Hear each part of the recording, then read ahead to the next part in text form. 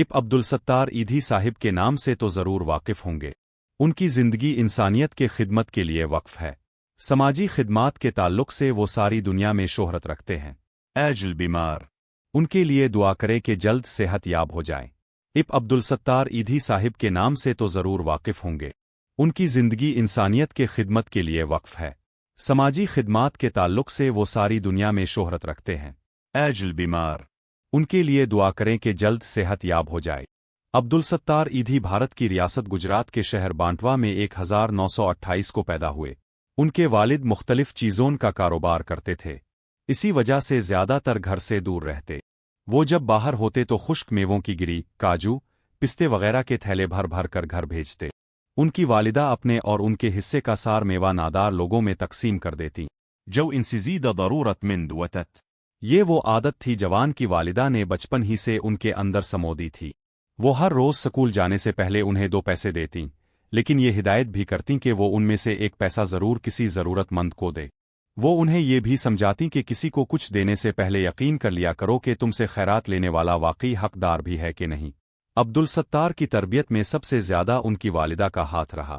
وہ جیسے ہی اسکول سے واپس گھر آتے تو ان کی والدہ پوچھتیں کہ تم نے پیسوں کا کیا؟ پھر کہتی کہ دیکھو بیٹا، غریبوں کو ستانا اچھی بات نہیں۔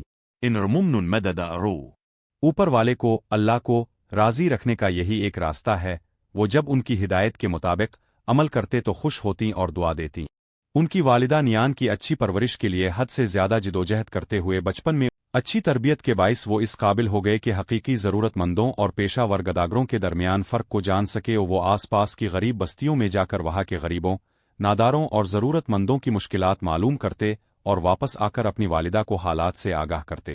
والدہ انہیں کھانے پینے کی چیزیں اور دوائیں دے کر الفاٹی پاوے واپس بھیج دیتیں۔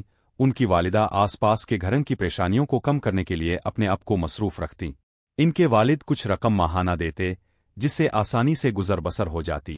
اس کے باوجود ان کی والدہ دکان سے روئی کے بنڈل الفاٹے لانے کو کہتی، جن و معاودر صفرات بھوسا اور چھلکا چولہے جلانے کے لیے رکھتے۔ باقی دائنی ہوئی صاف روئی ایک بڑے بنڈل کی صورت میں پیٹھ پر الفاٹے وہ بازار کے بیچے بیچ راستہ دو کی آوازیں لگاتے ہوئے دکاندار کو واپس دے آتے اور کام کی مزدوری لے کر واپس گھر آ جاتے۔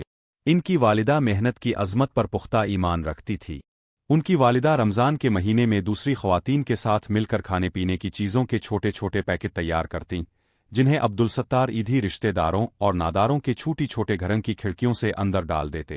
ان کی والدہ کہا کرتی تھیں کہ اصل خیرات یہی ہے کہ دائیں ہاتھ کا پتہ بائیں ہاتھ کو نہ چلے، کہ امداد کی جا رہی ہے اس کی عزت نفس بھی قائم رہے۔ عید کے دن صبح صبح ان کی والدہ غریب لوگوں کے لیے اپنی حیثیت کے مطابق لفافوں میں پیسے رکھ کر اپنے بیٹے کو دیتیں، اور عبدالستار ایدھی تیزی کے ساتھ وہ لفافے ان غریبوں کے گھر میں پہنچا دیتے۔ وہ والدہ کی ہدایت پر گلی کوچوں میں کسی معذورہ اپاہج کی مدد کے لیے تیار رہتے۔ اگر کوئی محتاج مل جاتا تو گھر سے فورائے ان کی والدہ نے زندگی کے ابتدائی دنوں میں ان کے لیے سماجی خدمت کے کاموں کا جو انتخاب کیا، اسی نے ان کے دل میں انسانی دوستی کی بنیاد رکھ دی تھی۔ انہوں نے قرآن پاک کو ترجمے کے بغیر اس کی بنیاد زبان عربی میں پڑھنے کی ابتدا کی۔ جب وہ 11 برسین کے ہوئے تو نماز روزے کے پابند ہو چکے تھے۔ 11 سال کی عمر میں وہ کپڑے کی دکان پر ملازم ہو گئے۔ جو ماہانہ معاوضہ ملتا اس میں بچت کرتے۔ انہیں کم عمری سے ہی بچت کی عادت اور فضول خرچی سے نفرت تھی۔ قیام پاکستان کے بعد وہ اپنے خاندان کے ساتھ کراچی آ گئے۔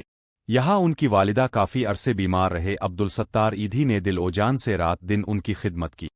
خدمت کے ایسے ہی جذبات سے سرشار عبدالستار ایدھی اب بھی پریشان انسانوں کی طرح سے مدد کر رہے ہیں۔ آج عبدالستار ایدھی خدمت خلق کا قابل فخر نمونہ ہیں۔ اپنے لیے تو سب جیتے ہیں،